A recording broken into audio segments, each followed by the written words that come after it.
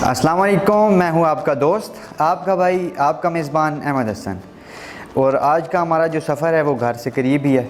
आज 14 अगस्त के हवाले से एक छोटा सा इवेंट है, तो उसको इंशाल्लाह कवर करेंगे। उसमें जो पार्टिसिपेट वगैरह करेंगे वो सारा की सारी आपके साथ शेयर करेंगे। तो 14 अगस्त के हवाले से है तो यौम आज़ादी पाकिस्तान या यौम इस्तक़लाल हर साल 14 अगस्त को पाकिस्तान में आज़ादी के दिन की निस्बत से मनाया जाता है। ये वो दिन है जब पाकिस्तान 1947 में इंग्लिस्तान से आज़ाद होकर मुआज़ वजूद में आया।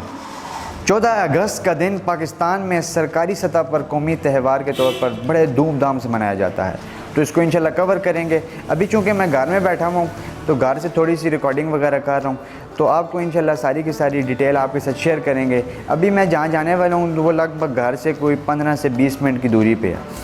तो अभी क्योंकि टाइम इस वक्त हो चुका है 4:30, तो फंक्शन का स्टार्ट होने का जो टाइम था वो 3:30 था, तो मैं थोड़ा सा लेट हो चुका हूँ। तो जैसे ही मैं वहाँ पे पहुँचूँगा तो क्योंकि जैसे ही आप मुझे जो देखने को मिलेगा वही आपसे रिकॉर्ड करके मिली नगमे वगैरह जो भी है वो छोटा सा प्रोग्राम आपके साथ सारा का सारा शेयर करूँगा। इंशाल्लाह हमारे साथ जुड़े रहिए और हमारा 14 अगस्त वाला फंक्शन एंजॉय करते रहिए। कौम 14 अगस्त को मुमलकत खुदादाद पाकिस्तान का 74वां यौम आज़ादी रवायती जोश व जज्बे से मना रही है। ज़िंदा कौमें अपने मुल्क की आज़ादी का जश्न तजदीद अहद के साथ सजदा शुक्र अदा करके मनाया करती हैं। कौम को ये भी मालूम होना चाहिए कि हमें आज़ादी प्लेट में रख कर पेश नहीं की गई।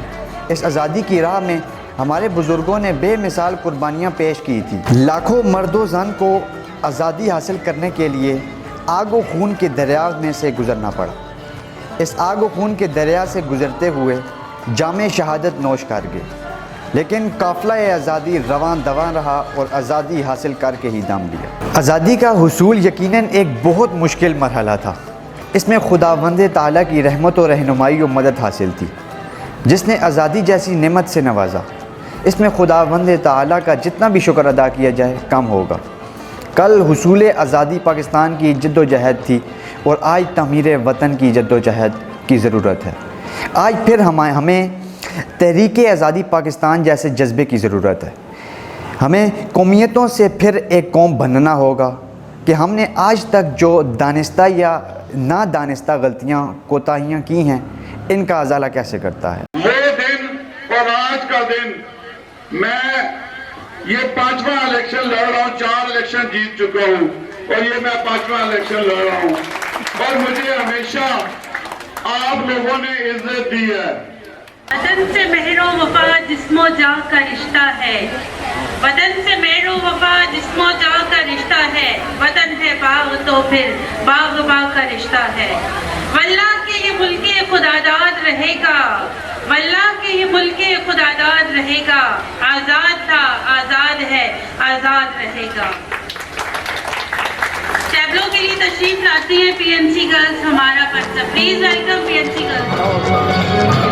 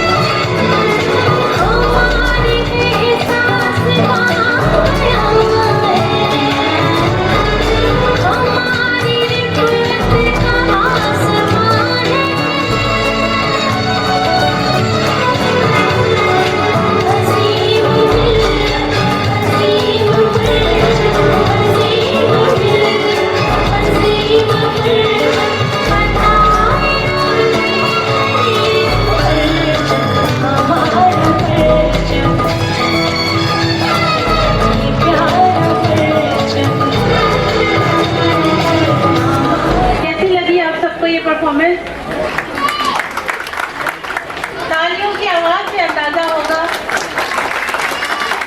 आवाज नहीं आई। पाकिस्तान आवाज नहीं आई। मेरे आज कान शायद बंद है, मुझे आवाज नहीं आ रही बार। पाकिस्तान पाकिस्तान। हुक्मरान ये जान लें और इनको सोचना होगा कि कुछ भी अच्छा नहीं है। आज़ादी के बाद आज तक के सफ़र को देखें तो लगता है कि हम आगे नहीं पीछे की जानिब गामज़न हैं। 73 साल हमने गफलत की नज़र कर दी हैं और ये पाकिस्तान वो पाकिस्तान नहीं रहा इसका ख्वाब देखा गया था और जिसे हासिल करने के लिए हमारे बुज़ुर्गों ने बेशुमार कुर्बानियाँ देकर हासिल किया था।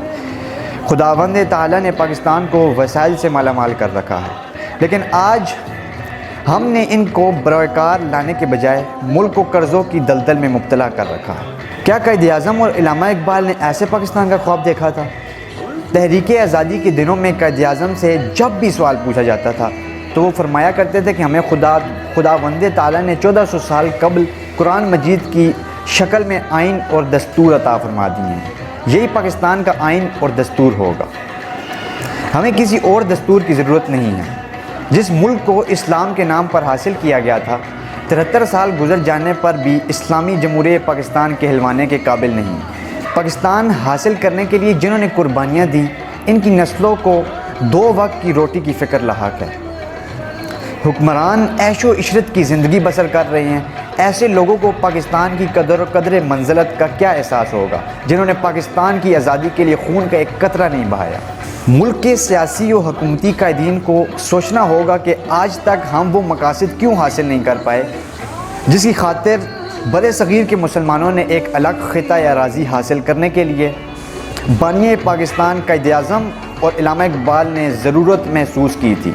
अगर हम आज भी खुद नसारी के हुसूल के लिए पुरअज़म हो जाएं तो कुदरत ने हमें वसाइल से मालामाल कर रखा है जिन्हें बरकार ला कर कौम और मुल्क की तकदीर बदली जा सकती है।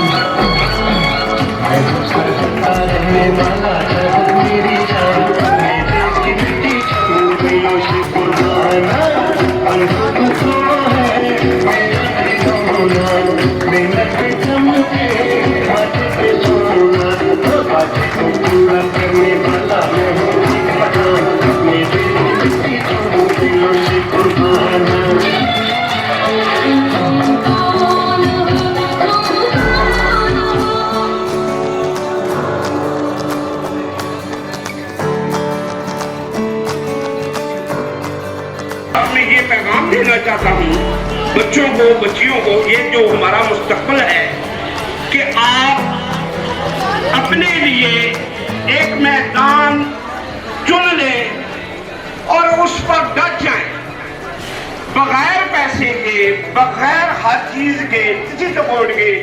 अल्लाह ताला आपके लिए रास्ते खोलेगा और आप आगे बढ़ते जाएंगे और बुलंदियां आपको नसीब होंगी।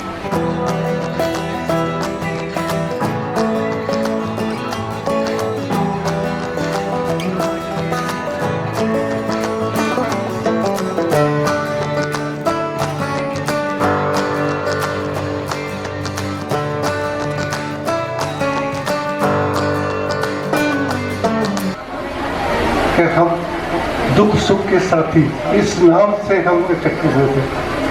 ठीक है, और मेरे साथियों ने मुझको ये रिस्पॉन्सिबिलिटी दी कि मियाँ साहब आप इसको चेयर करेंगे। और फ्रॉम दैट टाइम अल्लाह ताला का शुक्र है कि उसने मुझे हिम्मत अता की कि हम ये सफ़र जारी रखे हुए हैं।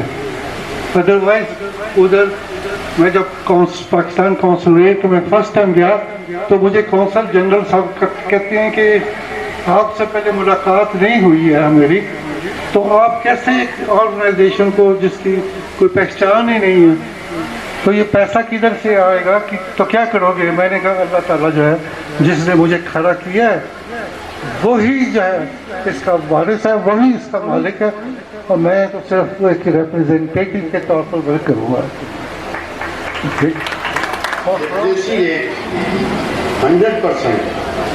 अब हम लोग जो है ज़्यादातर जो रियाज राजगीरी इस पर ज़्यादा वो करते हैं, किसी ने कहा जी कराची, किसी ने कहा लाहौर, किसी ने कहा जी फैसलाबाद, तो कोई आदमी उन्होंने एक तंग आके उन्होंने कहा कि वॉक एंड